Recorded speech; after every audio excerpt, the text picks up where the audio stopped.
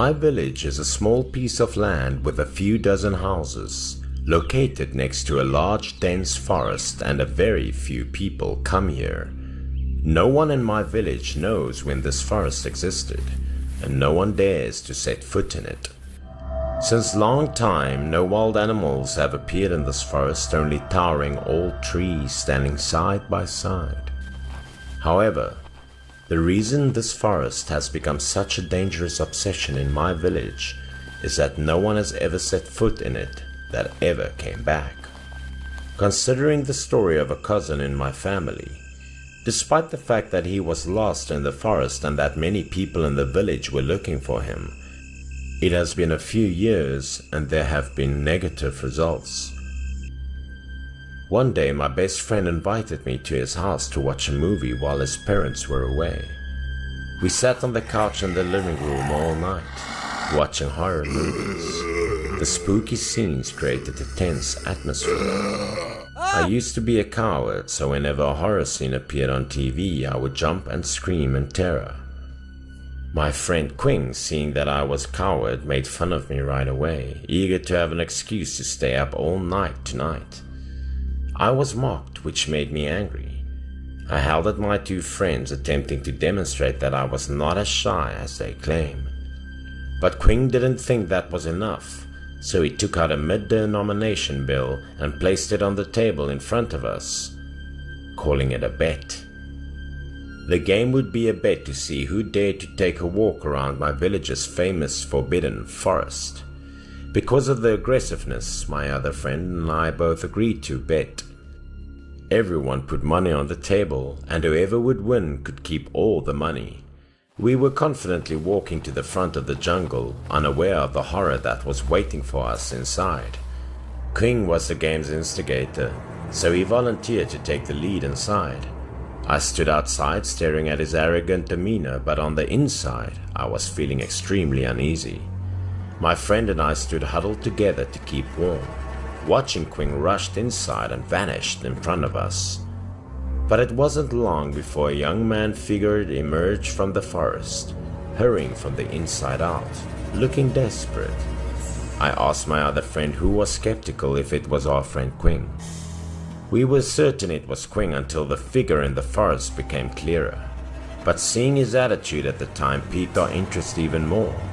Quing ran until he couldn't breathe, as if he was being pursued by something terrifying behind him, his face still displaying his extreme fear. Quing appeared to fall to the ground at the edge of the forest. We had to hold him with our hands before he could stand, but he mumbled something very frightening. We kept asking Quing what happened in that forest, but it took him a long time to regain his composure and told us about what happened inside the forest. He claimed that there was a terrifying monster inside, and that as soon as he saw it, it rushed to him until out there. But when I looked back, there was no one behind King, which led me to believe that he made up stories to deceive us in order to win all the bets, so we didn't believe it. It took the initiatives to venture deep into the forest, proving Quing's claim that he was more cowardly than me. But this time Quing repeatedly stopped me, not only refusing to let me in, but also agreed to give me all the bets if I went out. I began to feel a little uneasy in my heart at this point, but the entire forest seemed to have some kind of magic that kept urging me to go deeper inside. I took my time walking inside, carefully inspecting my surroundings. I picked up a broken wooden stick lying on the ground as a defense for myself. I took a deep breath and started to walk along the path in front of me. Despite the fact that the two sides of the forest always gave off dark and cold winds, I became intrigued by the scene inside this mysterious forest, but the deeper I went, the quieter the forest became, making me shiver. I was about to turn around at the end when I was drawn in by the rustling sound next to me. I immediately turned my head to look, and there was a strange but very large man walking towards me. This man's face and figure became more visible in the darkness right in front of me. I took a step back to protect myself, holding the wooden stick firmly in my hand just in case of the worst scenario. I kept asking who the man in front of me was, but the other person flatly refused to answer. When the mysterious person was only a few inches away, I was shocked to realize it was my family's long-lost relative.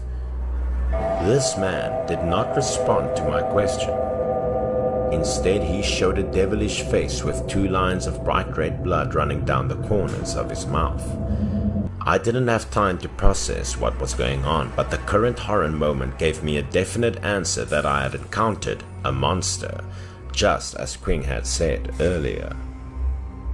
This strange monster had a human-like body, but was much larger, and its legs resembled those of a wolf, complete with terrifying black sharp claws. His body was also covered in hair, and his skin sagged, as if only the outer skin covered the bones within. It reached out its hands and approached me where I was standing as if to grab me, leaving me terrified and speechless. I could only raise the wooden stick as a weapon for self-defense. I turned my head and ran away, screaming loudly as I ran, waiting for the monster to let down its guard. But the monster in the back would not let me leave. It kept chasing me to the outside while staggered with its head as if it wanted to separate from its body. I wasn't sure what mystical power this monster had that allowed it to run so fast, but I could hear his footsteps getting closer and closer to where I was standing. He abruptly reached out and grabbed my shoulder.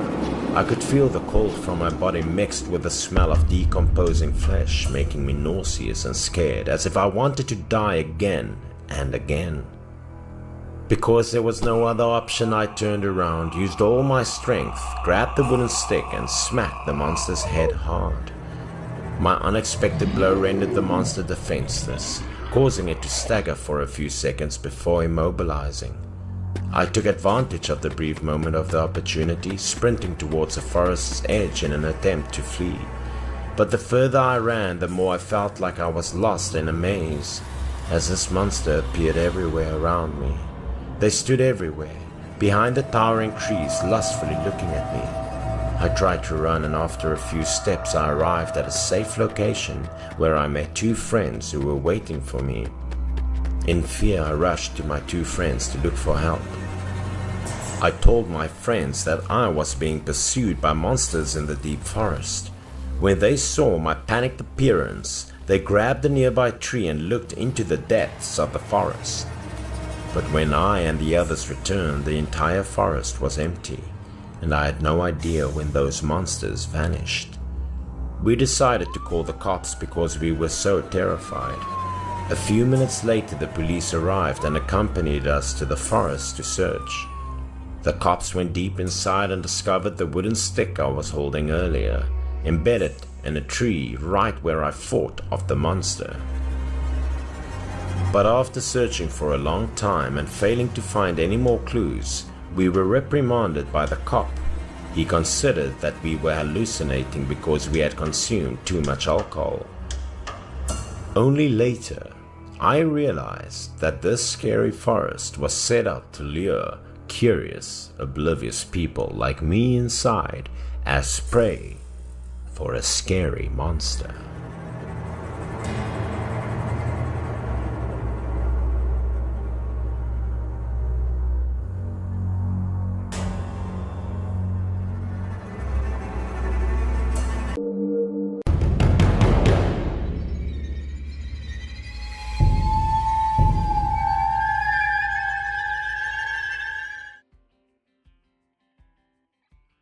This strange story began when I moved to work at a new company. I decided to rent a room in a residential area near the company.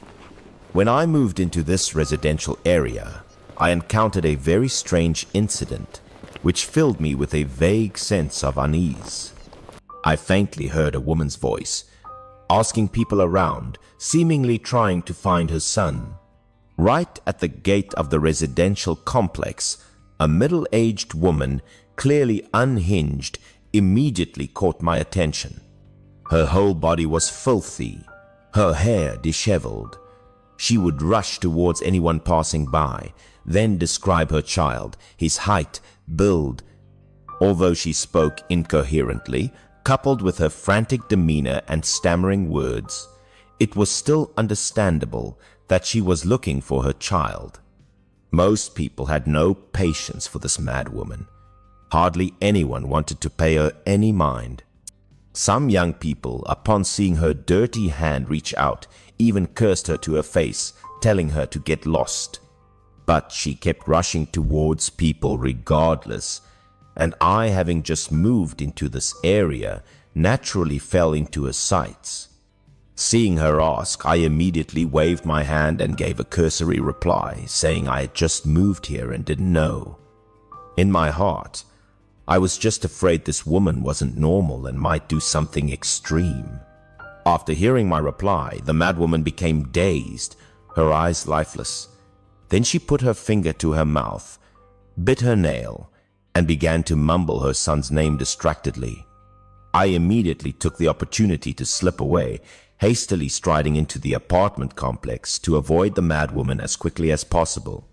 At that time, I didn't pay much attention to this matter until a few days later one night, I encountered the madwoman again. That day, the company held a party. After eating, we went for karaoke for a while, and it was well past midnight when I returned to the residential complex. Just as I passed the gate, about to go upstairs, I suddenly heard a strange peal of laughter coming from a dark corner downstairs. I turned my head to look and saw in the darkness downstairs what seemed to be two people, judging by their figures, an adult and a child about 4 or 5 years old. The laughter sounded familiar, but I couldn't immediately recall who it was. Out of curiosity, I took out my phone, turned on the flashlight, and shone it in that direction. Unexpectedly, the person standing by the wall was none other than the madwoman, and in front of her stood a child. At a glance, the child looked like her son, but why had she been frantically saying her son was missing a few days ago? I was bewildered. What on earth was going on? She was stroking the boy's head, smiling happily, her mouth constantly exclaiming joyfully that she had found her son.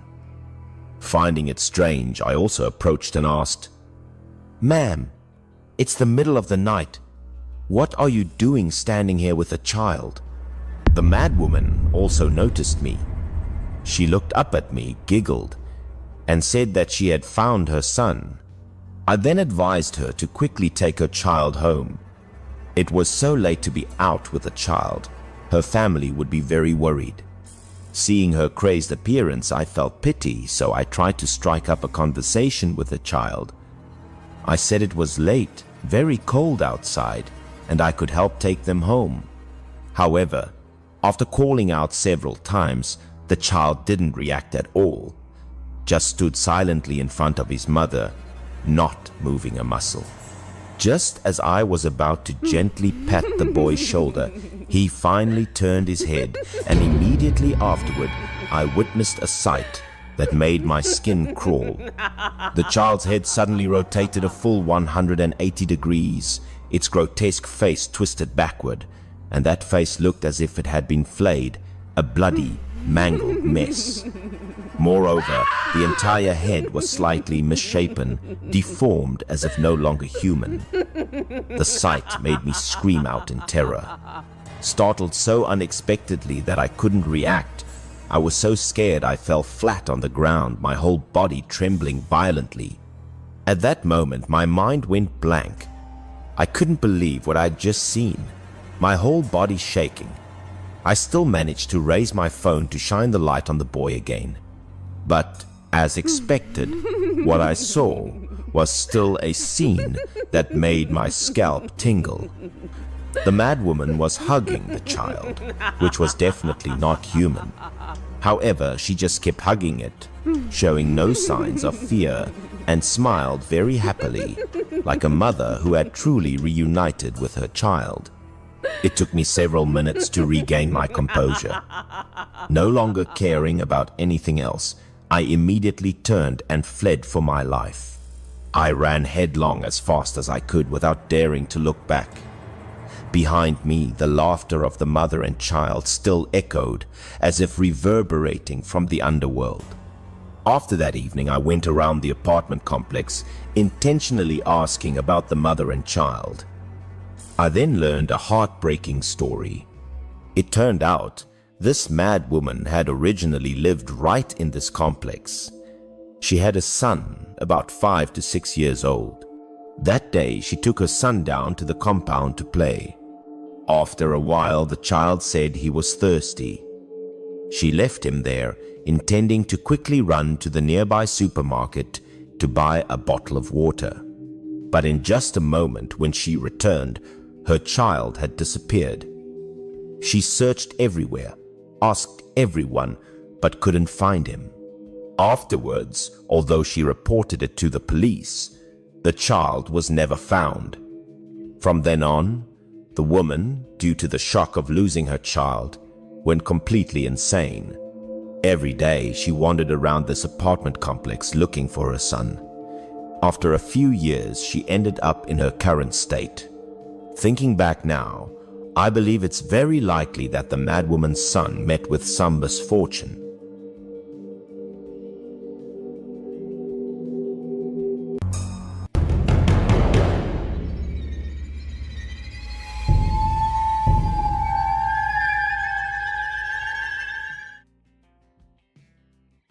This horror tale takes place in a desolate mountain where a legendary hunter lived renowned for his sharpshooting skills. No beast ever escaped his arrows. One day, a frantic villager from the foot of the mountain came pleading for help. Their village was being tormented by a demon. He begged the hunter to show mercy and help them eliminate the threat.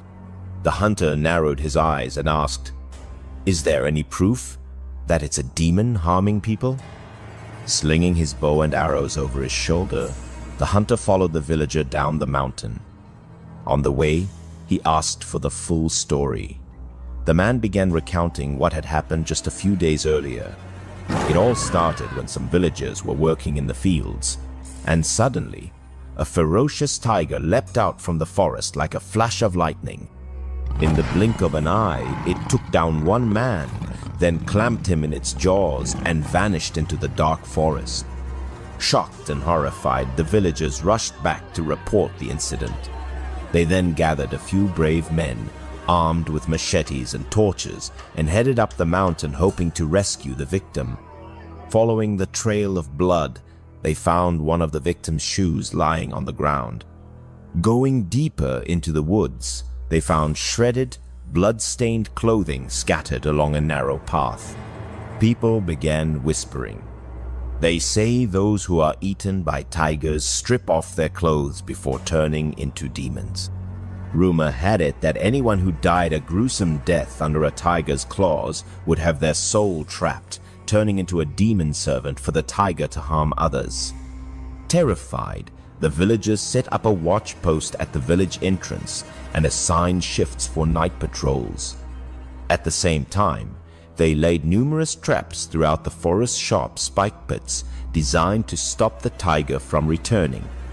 But somehow, the beast still managed to sneak silently into the village like a ghost, leaving no trace. One night, while the guard was dozing off, the tiger struck, lunging, tearing and shredding the poor soul apart, blood splattering into the night. The next morning, only scattered clothing remained. The body had completely vanished. The villagers checked all the traps strangely. Not a single one had been triggered. Everything remained untouched. Everyone was puzzled. How did the tiger get in? How is this even possible? The traps are clearly still intact. The hunter asked if anyone had heard anything strange when the tiger appeared. They said they heard a long, eerie scream that chilled their bones. After hearing that, the hunter's eyes grew cold. It seemed he had a suspicion. Without another word, he followed the villager back to the village. Before nightfall, he told the villagers to dismantle the watch posts. Tonight, everyone must stay indoors. No one is allowed to step outside no matter what sounds you hear. That night, A young couple in the village had just lain down to sleep when they suddenly heard a knock at the door. Knock, knock. The husband asked, "Who's there?" A raspy voice replied from outside, "I'm from the house next door, just here to borrow something for protection." The husband was about to get up to open the door, but his wife quickly stopped him, whispering that the voice didn't sound like their neighbor. Sensing something was off, they both crept down and carefully poked a hole through the paper window to peek outside. The moment they looked through the slit, they froze in terror. In the yard, a tiger was lurking, and on its head sat an enormous toad squatting still. The toad uttered cold, dry words in a human voice. "Next door, next door," repeating it like a cursed chant in the night. The couple stood paralyzed, unsure what to do, when suddenly a flurry of arrows sliced through the air, aimed straight at the toad. Out of nowhere, the hunter appeared, firing arrow after arrow at the tiger with deadly precision. The tiger roared and turned, bolting into the forest right into the area riddled with traps. But every time it neared a trap, the toad on its head let out a strange cry, guiding it to safety, allowing it to dodge every danger. The hunter's face was cold as steel. He took aim at the tiger, pulling his bowstring to the limit. An arrow whistled through the air, piercing the toad and killing it instantly. Without the demon guide, the tiger immediately fell into trap after trap, getting severely wounded as it crawled away in a desperate escape. The hunter and villagers followed the trail of blood to a quiet mountain ravine. There, they found the tiger's lifeless body. Scattered around it were the remains of those it had devoured. The toad had been the tormented spirit of a man eaten by the tiger, turned into a demon, possessing the toad's body and guiding the tiger to wreak havoc on the living.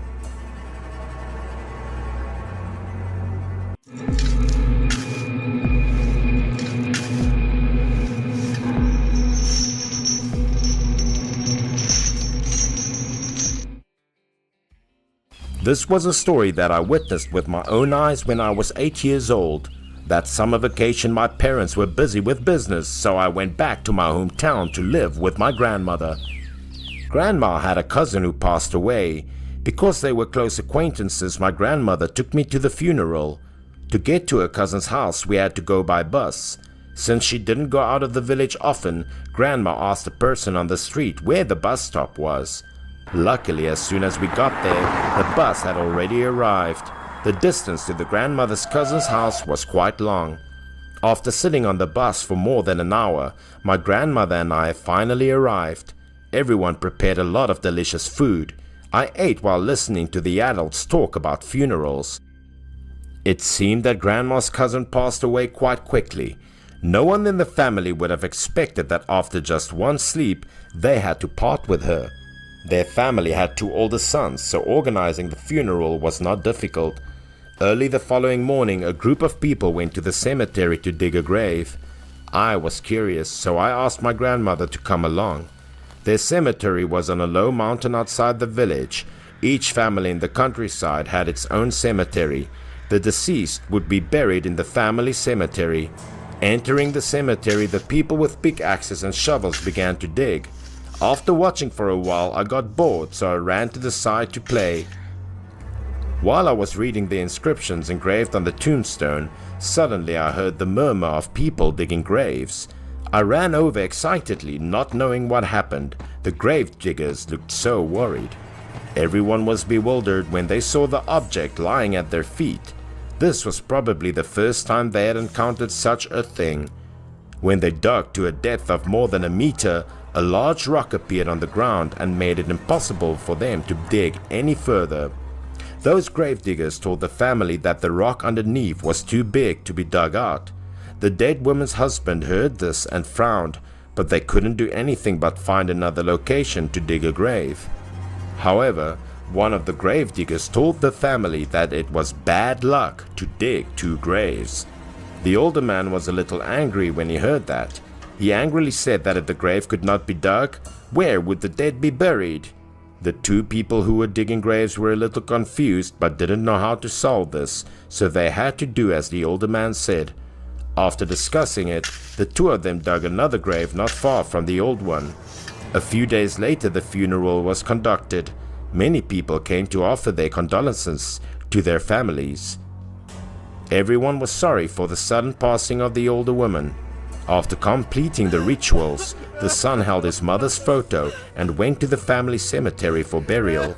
Maybe because the family was busy, even the first grave dug did not have time to fill it up. My grandmother and I went home after her cousin's burial, but unexpectedly just 3 days later, the family continued to report the funeral. The one crying at the door was the eldest son of my grandmother's cousin. I met him a few times at the funeral a day ago. My grandma invited him to the house, poured him water, and asked him what was wrong, and I listened at the door. The eldest son of the family took a cup of water, choking on what happened after we left his house. His younger brother was Taru. Taru was a construction worker. After the funeral ended, he also rushed back to his work. That day, Taru was pushing a cement truck when the newly built wall suddenly collapsed in front of him. By the time Taru realized danger was approaching, it was already too late. The bricks were now falling towards him. The bricks then completely covered Taru's body. Many people working nearby heard the crash and rushed to run. However, when the other workers pulled Taru out of the pile of bricks, he became a pile of shredded meat. Blood splattered everywhere. According to local custom, 2 funerals could not be held consecutively within 100 days, so Taru's coffin was not brought home. The older brother had to bring Taru's coffin to his house, but before he could get through the door, his wife stopped him. The younger brother died. The mother also died. The wife's attitude was too harsh. The couple argued loudly about this. The wife firmly refused to leave Taru's coffin in the house for fear of bad luck. But the husband did not agree to leave his brother's coffin on the street. Taru's death was pitiful enough. The couple argued for a long time, and the wife finally agreed to let Taru's coffin inside the house, but only in the backyard. The eldest brother also had no other choice and had to ask someone to push the coffin into the backyard. Taru's coffin was placed next to a large cage. The older brother was sad, but there was nothing he could do. Just like that, the coffin was placed in the backyard to wait until the day it was buried. Even there was not a simple funeral for Taru. Early the following morning, the wife went to the backyard to feed the pigs as usual, unaware that something terrible was about to happen. Before she had time to go to the backyard, she saw the pigs suddenly rushing out. Did she forget to close the barn door yesterday? The wife thought for a while and was sure that she had closed and locked the barn door carefully yesterday. How could they get out? Fortunately, the pigs did not lose any. The wife didn't think much of it and quickly brought the pigs back to the barn. However, not knowing what happened after that, the wife looked very panicked, shouted, and dropped the bucket of pig bran on the ground. Her face suddenly darkened. A cold wind blew from nowhere, causing the wife to shiver involuntarily. It turned out that her pigs collided with the coffin after escaping from the barn, causing the coffin to overturn in the middle of the yard. Taru's body was now full of bite marks. The wife's screams made the husband in the house panic and run to the backyard to see his younger brother's body lying on the ground. He burst into tears and rushed forward. The husband was holding his brother's body sobbing, and his wife was looking very panicked over there. After turning over the younger brother's body, the husband asked his wife to quickly help him put the brother's body back into the coffin. However, the wife did not want to touch the corpse. The wife's attitude and the fact that she placed the coffin in the backyard made the husband extremely angry. The wife then did not even admit her fault and said extremely outrageous words that made the husband unable to control his anger. The eldest brother could not bear it anymore, turned his head and scolded his heartless wife. Then he waved his hand and slapped his wife in the face with a very painful slap. The wife was a gentle person, never touching anyone, but this time the wife was too much. The wife covered her face with her hands and said he was an abuser, but everyone knew that the husband was only driven by anger to act like that. After saying this, the wife turned away and asked for a divorce. She kept screaming to let the neighbors know that she was beaten by her husband. The wife went into the house to get dressed, went straight to the door without saying a word. It seemed that she was thinking about going back to her mother's house. While walking to the railway section, she ran into a neighbor. Seeing that her face was swollen from the slap, the neighbor asked her about it. The wife was angry and ignored the kind neighbor. The wife even cursed under her breath, saying that he was a talkative bastard. However, just when the wife was about to cross the track, the neighbor's face immediately panicked. He shouted and stretched his hand forward to prevent the other wife from crossing the railway tracks. It turned out that there was a train ahead. The train whistle was howling, but somehow the wife still didn't hear anything and walked across the tracks. And whatever comes would come. The wife was tragically killed by a passing train. In just a few short days, their family had to receive 3 tragic deaths in a row. It was really a rare thing. Their eldest son choked up and told his grandmother about the successive calamities that occurred at home and asked for my grandmother's help with the funeral. Because the relationship between the two families was good, my grandmother promised him that she would arrange the family and help them take care of the funeral. Taru was buried in a pre-dockside grave. As for the daughter-in-law, I thought it was the revenge of the younger brother.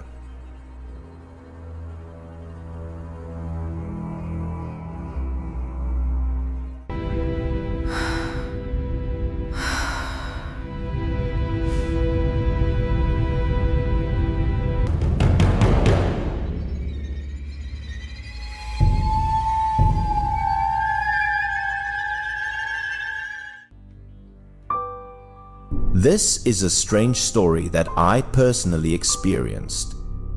I grew up in the northeast region. That place, besides its great mountains, is also home to many interesting and bizarre tales that are impossible to forget. I heard these stories from childhood to adulthood. They are rich with local color and are an indispensable part of my childhood memories. These are the tales of the sages. Legend has it that in the northeast there are 5 great sages: the fox, the yellow weasel, the porcupine, the snake, and the rat. They each have their own image and way of doing things.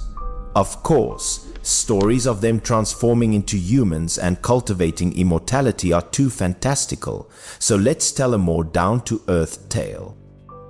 This incident happened at my neighbor's house.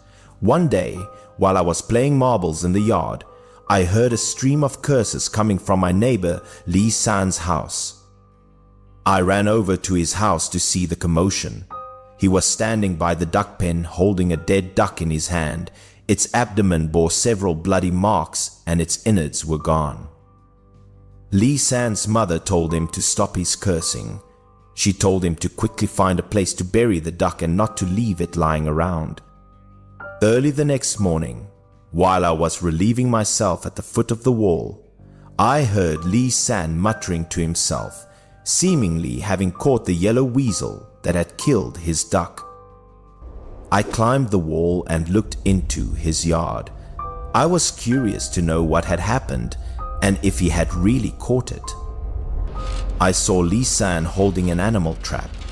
In it was a yellow weasel, its breath crushed out of it, dead in a miserable way and beyond saving. Lee San's mother told him to bury the yellow weasel. He refused, took it to the backyard, and threw it straight into a ditch, an incredibly cruel act. His mother told him to put the trap away, but he refused that as well. He feared another weasel would come and cause more damage. As a result, the next day, another one was trapped and killed. Most people where we lived were very wary of harming yellow weasels, not daring to offend them. The onlookers earnestly advised him not to pick a fight with the weasels, or he would surely face a great disaster. However, Lee San was an incredibly stubborn person Hearing others say this, he grew defiant and angry, believing he had done nothing wrong. The result was that from that day on, Lee San's family trapped and killed a total of 4 yellow weasels, large and small. On the night he trapped the 4th yellow weasel, my family was fast asleep. The night was quiet, and nothing seemed out of the ordinary. Suddenly, my mother heard a commotion in the yard outside. Thinking something had happened, she woke my father, which in turn woke me. Listening carefully, it was indeed very noisy. But the noise wasn't coming from outside our door, but from outside Lee San's main gate. I followed my father, quickly throwing on a coat to go see. I was curious to know what was happening, and if it was the weasel's revenge. A few people were gathered in front of Lee San's gate. One of them said worriedly, "Hurry up and get them on their feet. Don't let the old and young catch a cold." I followed my father over to see, only to find Lee San's entire family of 4 kneeling on the ground. It was a bizarre and terrifying sight that couldn't be explained. In front of each person lay a dead yellow weasel. The weasels were covered in blood, a gruesome and horrifying scene. Although Lee San and his family's eyes were half closed, they were rolled back, showing only the whites, looking incredibly frightening and ghostly. My father, seeing the others just standing and watching, was a little displeased. He asked why they weren't helping, just staring. He walked over and reached out, intending to help Lee San up. He couldn't bear to watch any longer and wanted to put an end to this. I saw my father try to pull him up several times with all his might. However, Lee San didn't budge, as if he had taken root in the ground. It was incredibly strange.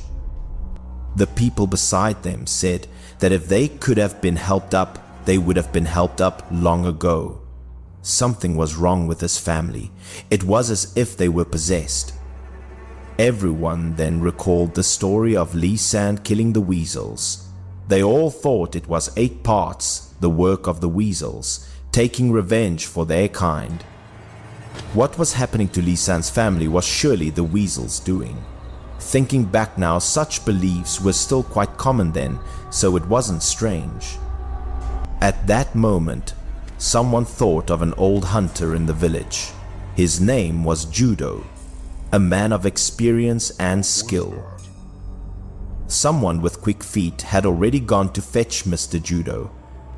Everyone hoped he could help Lee San's family escape this calamity. Mr. Judo glanced at Lee San's family, then at the dead weasels on the ground. His face grew incredibly stern and tense. He took the hunting rifle from his back. He said, "This is the work of a weasel's bewitchment, a very dangerous and difficult situation to resolve." Judo fired 2 shots into the air. The thunderous blasts shattered the night silence, carrying the hopes of everyone present. The sound of a hunting rifle is loud on its own, and even more so at night. The shots traveled far, startling even the creatures hiding in the darkness. As the shots rang out, all 4 members of Lee San's family shuddered. They had woken up. The bewitchment was broken.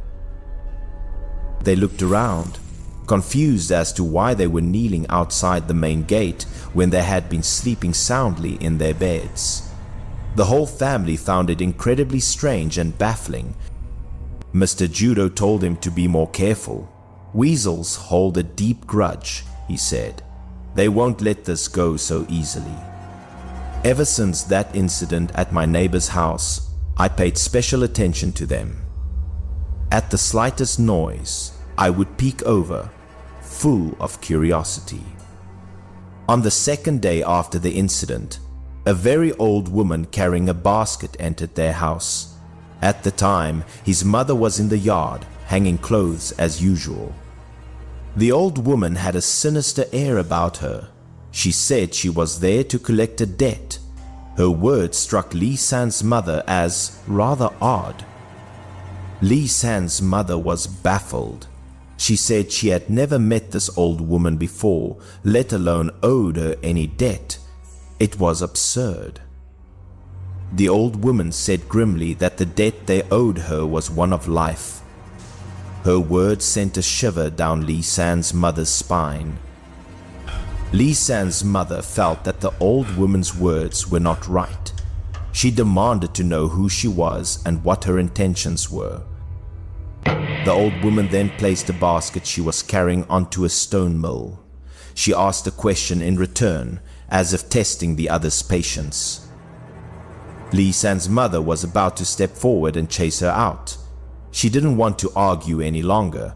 She just wanted to be rid of her. As she came face to face with her, she glanced into the basket. The sight within made her let out a scream of terror. She couldn't believe her eyes. In the basket were 4 dead yellow weasels. They were covered in blood, a gruesome and horrifying scene, not for the faint of heart. The old woman's face also transformed into that of a large yellow weasel. It lunged at Lee San's mother, screaming that their family must pay with their lives. I knew this was bad. That old woman was surely a demon. I couldn't just stand by and watch. I had to find help urgently. My parents weren't home, so I immediately thought of Mr. Judo. He was the only one who could solve this problem, our last hope. I ran like the wind to Mr. Judo's house. I told him about the strange old woman, saying the weasel hag had come for revenge and the situation was desperate. Without a second word, Mr. Judo slung his hunting rifle over his shoulder and headed straight for Lee San's house. He showed no hesitation or fear. He was a man of true grit. On the way, he gathered a few strong young men as assistants. He was preparing for a life or death battle and could not be careless. When they arrived at Lee San's house, they saw his entire family of 4 standing in the livestock pen. In front of each of them was a rope. Lee San was on his tiptoes, about to put his head through a noose. His actions horrified everyone present. The young men, seeing this, rushed over, intending to restrain him. They didn't want another tragedy to occur. Unexpectedly, Lee San's strength had become immense. He swung his arm and sent 2 young men flying. Mr. Judo, seeing the situation was critical, fired 2 shots into the air. He hoped the sound of the rifle would snap Lee San's family out of it. This time, however, the gunshots had no effect. The 4 members of Lee San's family were still preparing to put their heads in the nooses. The situation was dire. Mr. Judo himself was starting to panic. He told his helpers that they must hold onto Lee San's family at all costs and not let them hang themselves. It took 2 or 3 helpers to restrain just 1 member of the Lee family. Their strength had suddenly become enormous and uncontrollable. Mr. Judo ran outside, and not long after, a gunshot rang out. The sound shattered the silence, signaling that a battle had begun. I followed the sound of the shot. I wanted to see what was happening and if Mr. Judo had found the weasel's spirit. Mr. Judo was firing at a wall. On the wall stood a very old-looking yellow weasel. It was the culprit behind everything. There was no doubt. Mr. Judo fired 1 shot, but it didn't run. He fired another, hitting the wall right beside it, a powerful warning shot. The old yellow weasel's eyes glinted with a ferocious light as it stared at Mr. Judo. Its gaze was filled with hatred and rage. It was terrifying. That gaze was exactly like the old woman's from before. I realized they were one and the same. It was unmistakable. Mr. Judo had fired 2 consecutive shots without hitting it. He wanted to scare it away, not kill it. Unexpectedly, not only did it not run, but it bared its fangs and brandished its claws at Mr. Judo. Its attitude was incredibly aggressive and furious. Mr. Judo reloaded his rifle and fired again. This time, he held nothing back, aiming straight for the weasel, determined to destroy it. Unbelievably, the old yellow weasel leaped and dodged the shot. It was unharmed. It seemed to be very formidable, not just lucky. It probably realized Mr. Judo was serious about killing it. It tried to dive into a pile of grass below to hide, not daring to face him directly. But as it was mid-leap, it was shot by Mr. Judo and riddled with holes like a hornet's nest. A fatal shot, leaving it no chance of survival. It was clear that Mr. Judo was also forced to kill it. He didn't want to commit another sin, but he had no other choice. He walked over to the dead yellow weasel and muttered a few words. "You brought this on yourself by trying to harm people," he said. "You can't blame me. I had no choice." When we returned to Lisanne's house, the family had all come to their senses. Just like the night before, they had no idea what they had done, and everyone was bewildered. As for Mr. Judo, not long after that incident, while he was out hunting in the mountains, his hunting rifle exploded, a terrifying and unexpected accident that no one could have foreseen. Half of Mr. Judo's face was blown apart. The scar, after it healed, bore some resemblance to a yellow weasel, and the villagers all said it was the revenge. These events are all things I witnessed with my own eyes when I was young. I have at least 5 or 6 such stories and legends. If I have the chance, I will tell you more.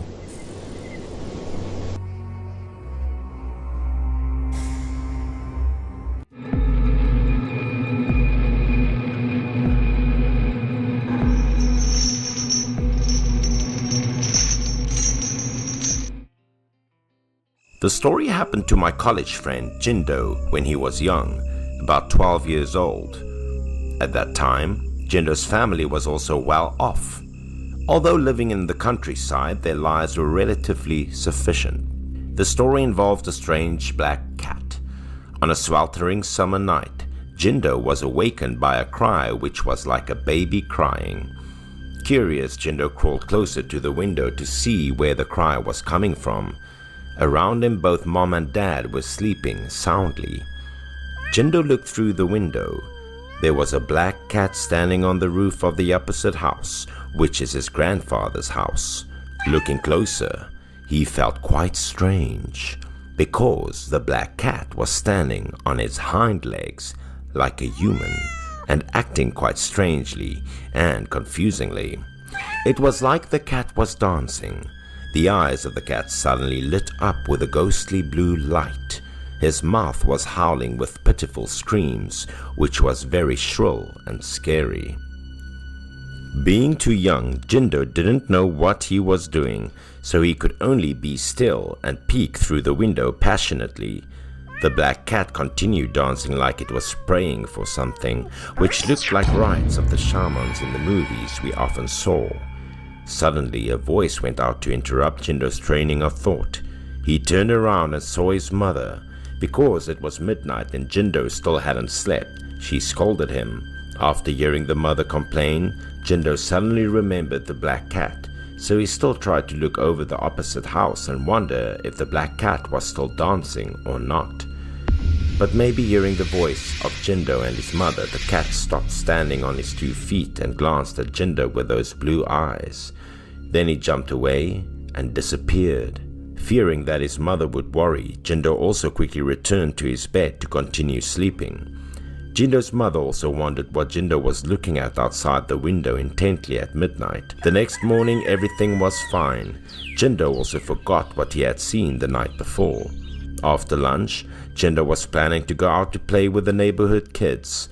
Suddenly, something caught his eye. It was the black cat the previous night. Jindo suddenly remembered all the strange things he had seen. The black cat was lying on the wall and sunbathing like the other normal cats. Hearing the sound, he opened his eyes to look at Jindo. Then I turned to the other direction to sleep again. Jindo had a feeling that the cat was sulking because Jindo had disturbed him last night. But he was young. He didn't care too much about it. Until that night, something unexpected and heartbreaking happened to Jindo's family. His grandfather had a stroke and died. By the time he was taken to the hospital, it was too late. The doctor also diagnosed that grandfather couldn't be cured anymore, so he asked Jindo's family to take the grandfather home. As soon as possible, the family gathered to say goodbye to him. Everyone was heartbroken and cried a lot because of the surprising death of Jindo's grandfather. Normally, he was very healthy without any illness, but he passed away so quickly. Jindo is also very sad. He cried a lot. He almost forgot the cat which had danced on the roof of his grandpa's house the previous night. Suddenly, the meow of a cat caught Jindo's attention. The strange thing is that at that time there were many people around, but no one noticed the sound of the cat. Maybe everyone was crying about the sad event, so they didn't care much. But Jindo was the one who heard the sound the most clearly. He rushed to the glass door and pressed his face against it to see what the black cat was doing. On the dark and winding country road outside, Jindo saw a small black cat ahead, leading someone behind. It was too dark, so he couldn't recognize who was there. The cat kept leading the way and making squeals. Not knowing what to push forward, Jindo ran out into the yard and turned on the front light to illuminate who the black cat was leading. As soon as he turned on the light in front of the house, Jindo was dumbfounded by what he saw. The dim shadow gradually approached under the moonlight and the light that Jindo had just opened. He could clearly see the shape of a man. The black cat was still walking slowly and looking back. It seemed the cat urged the man to go faster. Jindo's eyes widened in surprise because that man was his grandfather. Apparently he had died and his body was still inside the house. How could he appear out here? He shouted for everyone to get out. He said that his grandpa was back and the cat brought him back to his family. Inside, everyone was standing around the grandfather's body to mourn. Suddenly, hearing Jindo's screams, they startled and turned their heads to the door. Worried about what happened to Jindo, the family's members panicked and got out together into the yard to see what was going on. Jindo stood outside. He innocently said that Grandpa had returned. He pointed at the black cat and firmly asserted that it was the cat that led him home to his family. Everyone stood around the cat and saw nothing but a small black animal, so they thought that Jindo was making up stories to make fun of the family. In the midst of grief, Jindo was scolded by his father for making up stories. Then the family quietly went back inside. They left bewildered Jindo behind. Jindo scratched his head. He blankly looked at the black cat next to him. The animal also looked back at him. Then Jindo thought that maybe he was really wrong. While he was thinking, there was a scream from inside the house. It was Jindo's father. The screams were so loud and panicked that even Jindo was standing in the yard startled. Jindo also got into the house hurriedly to see what caused his father to scream in panic. As soon as he opened the door, Jindo saw his father was sitting on the floor and trembling with fear. Jindo looked up and shouted like his father, even more scared, because the grandfather's body suddenly could sit up normally on the bed, which scared the whole family so much that everyone fell to the floor. Jindo, Grandpa, was not a ghost. because he sat up and made some dry coughs. His skin was also rosy again, like a normal person. Seeing that, the whole family was less afraid. Everybody gradually approached him. They wondered and asked a lot of questions. They didn't dare to believe that he was really alive or not. What they had seen was so strange, almost impossible. Because the hospital confirmed his death and his body also became pale and cold, how could he be revived like a miracle? The body was indeed very warm when touched. At this point, people believed that he was really alive. Jindo's mother also burst into tears of joy. As soon as he stopped coughing, the first question he asked was not about his family, but about the black cat.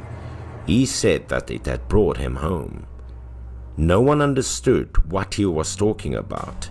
He hurried to get out of bed and insisted on looking for the black cat despite everyone's objections because of his very weak health. Only Jindo understood what he was talking about.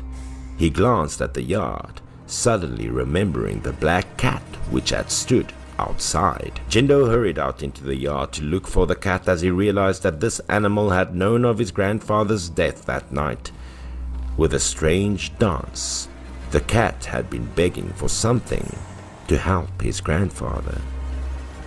Although Jindo went around, he still couldn't find the black cat. He did not see the cat again in the following years. When Jindo was older, he realized that the figure which he saw that night was the spirit of his grandfather. His grandfather also said that before the event happened, he used to take care of that feral cat for several years.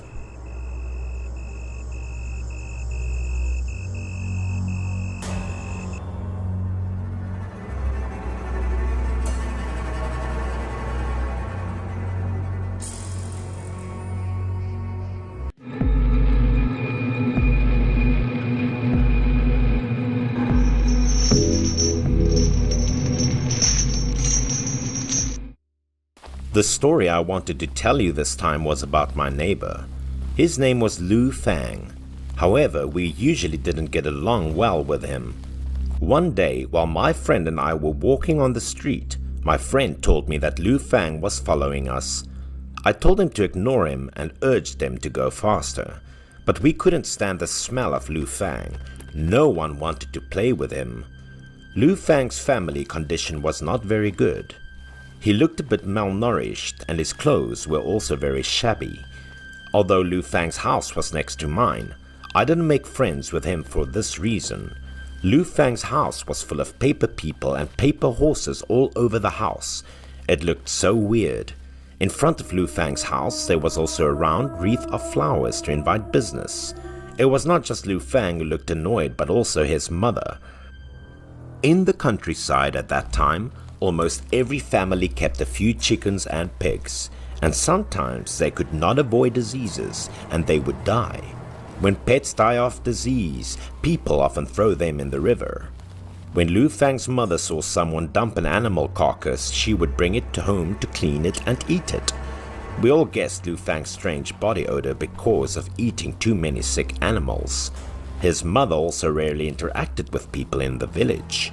She had a very odd temperament, so the family's paper business was not doing very well.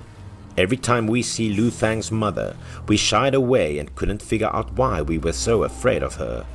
Once, I was walking home alone and passed in front of Lu Fang's house. I heard a commotion in his yard. If it was someone else's house, I might not care, but Lu Fang's house was different because I had never seen anyone visit his house. The noise from his yard intrigued me. I listened and wanted to go in and see. I tiptoed to Lu Fang's front door, put my ear to the door and listened to the movement in the courtyard. Beside Lu Fang's voice, I heard the voice of a girl in the yard.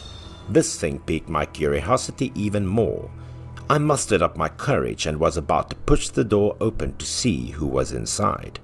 I gently pushed open the door to reveal an opening and peered into the courtyard. I guessed it could be a sneaking relationship. I could feel my heart beating faster. Since the opening was not too big, I could only see a part of the courtyard. I saw Lu Fang playing ball with that girl very happily. I'd rarely seen him smile so happily before. But no matter how I changed my perspective, I couldn't see the girl. The less I saw, the more worried I was because I didn't know if something shady happened here. As I was looking at the yard with my full attention, a hand suddenly was placed on my shoulder. The sudden hand almost scared the hell out of me. It was Lu Fang's mother. She yelled at me with fierce eyes and asked what I was doing in front of her house. I was so scared. Lu Fang's mother's screams made me tremble so much that my legs went limp. I sat down on the ground. Lu Fang's mother asked if I wanted to steal something from her house. She thought I was stealing things from her house, while Lu Fang's house was poor. There was nothing worth stealing. The moment she didn't notice, I immediately escaped. As I ran, I screamed in terror at what had just happened before my eyes. It was horrible. That night, I dreamt that Lu Fang's mother was chasing me. The next day after school, I told my friend about it. He laughed at me for being shy. I didn't want to let the story go. I asked my friend that night we would go to Lu Fang's house together to see which girl was playing with him. I didn't wait for my friend to agree or disagree, but I decided on this. I returned home to eat a hasty dinner, then ran to Lu Fang's door. I hid in the corner and stared at his house. My friend also came soon after. During the 2 hours we watched, no one entered Lu Fang's house. But when I was talking to my friend, there was a noise in Lu Fang's yard. I asked my friend if he could hear a girl's voice in the yard. My friend also listened carefully. In the yard, a girl was playing with Lu Fang. The two of them seemed to have had a lot of fun playing together. Their laughter seemed to tear the cold air. My friend suggested going inside to see who the girl was in the yard, but I disagreed. I was still afraid of being discovered by Lu Fang's fierce mother like yesterday. We hid in the corner and looked in. When it got dark, my friend got bored and wanted to leave. I stopped him. I waited patiently for a while and then I heard the sound of clack, clack, clack, clack, clack, clack, clack, clack, clack. Someone was opening the door. I saw a girl with a red face walking out of Lu Fang's house. We didn't know if the girl was from this village or not, because she looked strange. At first, I thought someone was visiting Lu Fang.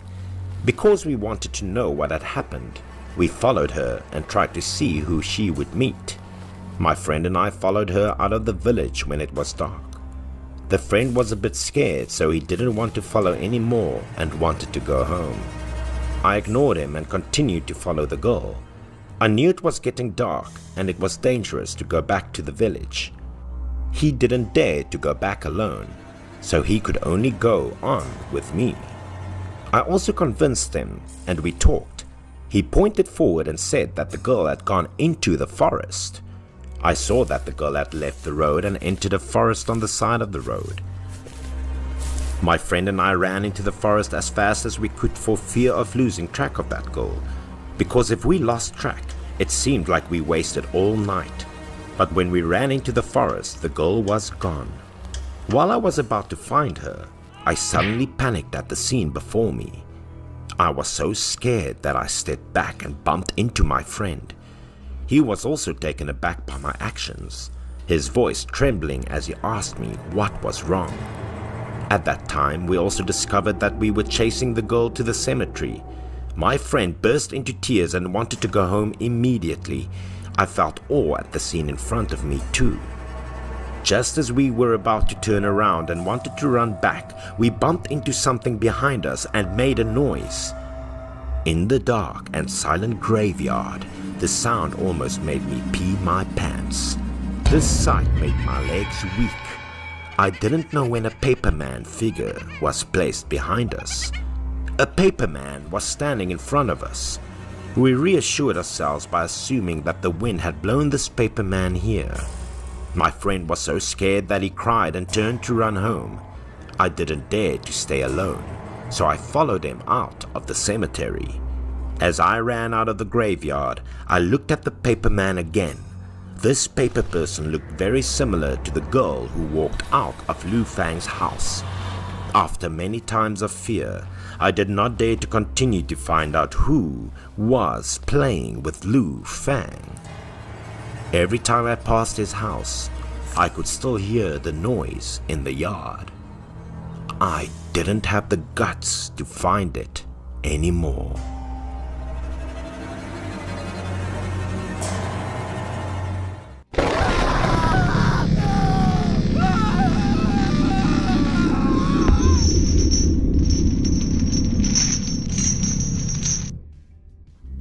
This story was a true story that happened in my village when I was only a 10-year-old boy.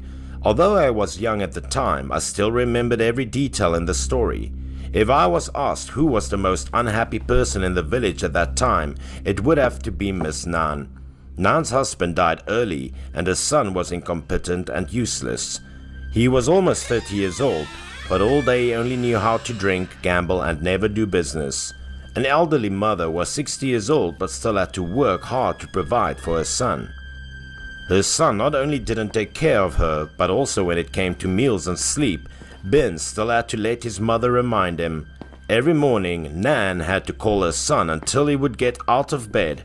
Because she had to repay Ben's, their already poor family was now even needier. A meal of porridge with dumplings was too luxurious for a mother. However, Benz could not be happy to see this meager meal. He went out despite his mother's call. The old mother always convinced him to take the right path and do good deeds, but Benz always ignored that advice. There was only one son in the family, but Miss Nan couldn't ask for anything, so she had to take care of everything, big and small. Miss Nan's health was poor, her limbs were slow, so she worked from early morning until noon in the hot sun. Everyone in the village loved her, but they couldn't help much because everyone was poor. Many people advised Miss Nan to kick her son out into the street. He needed to be independent, but anyway, for her, Benz was also the only child that she loved very much.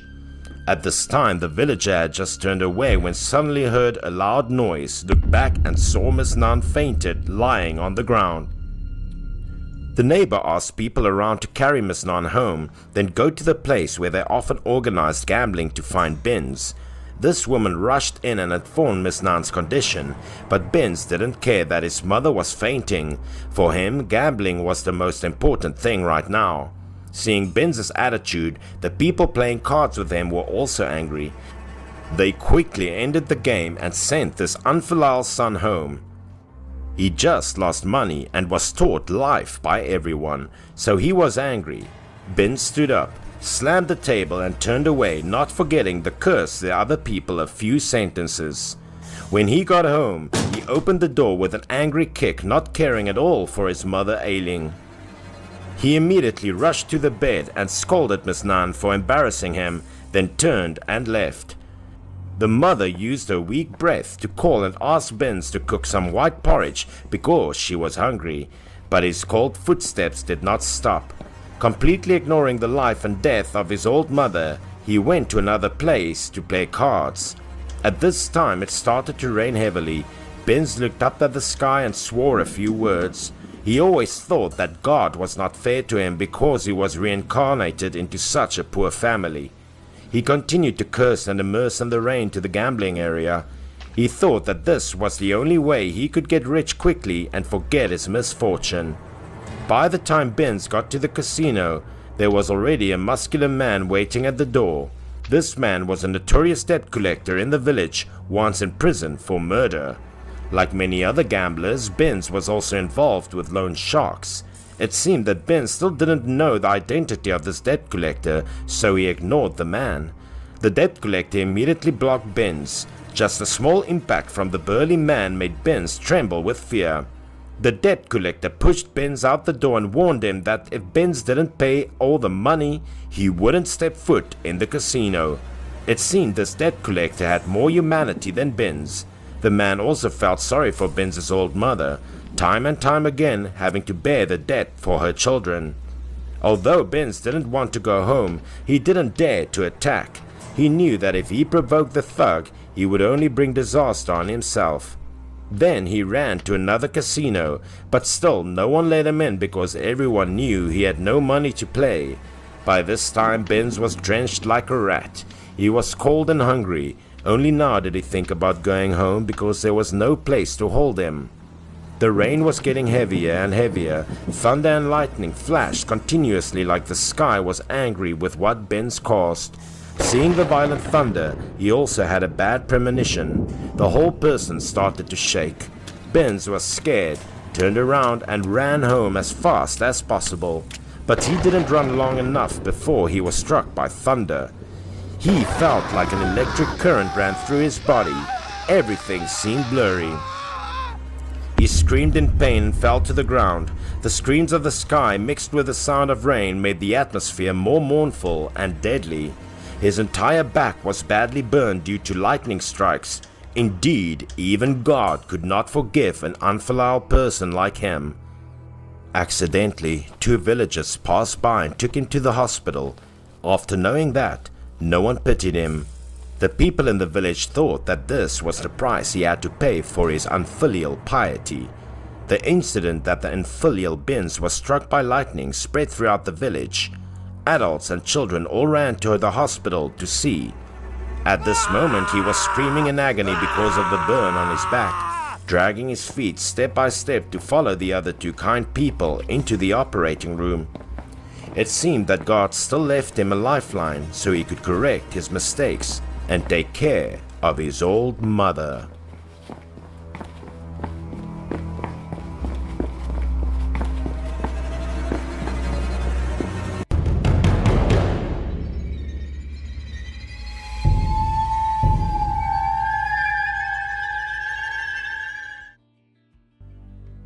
This peculiar story begins in a tavern in a town, where the main character, Lee, was having a meal with his friend. However, he couldn't take his eyes off a mysterious group of customers at another table nearby. Seeing Lee staring intently, his friend couldn't hide his curiosity and asked him why he seemed so interested in the strange customers. Lee didn't explain much, just gestured for his friend to take a closer look at the faces of the men at the other table, especially their cheeks. The friend looked closely and was astonished to see that all the men had an identical scar on both of their cheeks, a strange mark of unknown origin. Noticing Lee's curiosity, the friend decided to stand up and, on his behalf, approach the group to get to the bottom of the story behind those scars. He politely walked to the merchant's table, bowed, and expressed his and Lee's curiosity about the special scars on their faces. The group of merchants was quite open. They invited Lee and his friend to sit with them. After ordering more wine and food, the story of their horrifying encounter began to be told. As they recalled the horrifying event that had occurred, the men's faces still couldn't hide their extreme fear, as if the nightmare still haunted them. They introduced themselves as merchants who frequently traveled between provinces. 2 years prior, during a business trip, they had encountered a terrifying incident. That night, as they were stopping to rest and build a fire in a desolate forest, a terrifying thing unexpectedly befell the group. Suddenly, their horses became panicked, neighing and thrashing as if sensing a mortal danger approaching in the darkness. The whole group looked fearfully towards the forest, and they were horrified to see a gigantic deformed figure slowly emerging from the thick bushes. The creature was several feet tall. Every step it took made the ground tremble. It looked like a wild force with terrifying and threatening power. Without a word, the giant grabbed a horse, using the extraordinary strength of its hands to brutally tear the animal apart right before their eyes. After tearing the horse's body, the savage giant stuffed the still warm flesh straight into its mouth and devoured it with great relish, paying no attention to their presence. After eating the horse, it turned and advanced towards the merchants, who were trembling with fear, hiding behind large trees with a faint hope of being safe. With its large hands and sharp claws, the giant easily grabbed two of them, lifting them up like small, helpless dolls.